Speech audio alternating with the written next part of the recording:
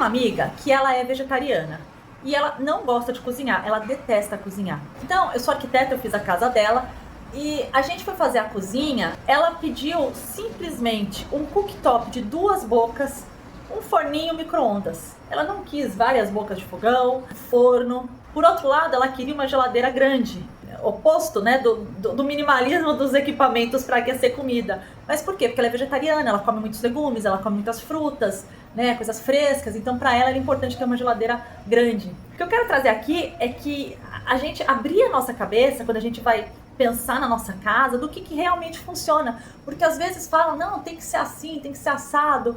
E às vezes não precisa, né? Tem muitas soluções hoje. A gente tem panela de pressão elétrica, tem air fryer, tem um monte de coisa que às vezes você não precisa ficar naquele modelo e principalmente não ter um monte de coisa, né? Isso é o mais importante. Você acha que a sua cozinha está de acordo com o seu estilo de vida hoje? Conta pra mim. Se inscreve no canal.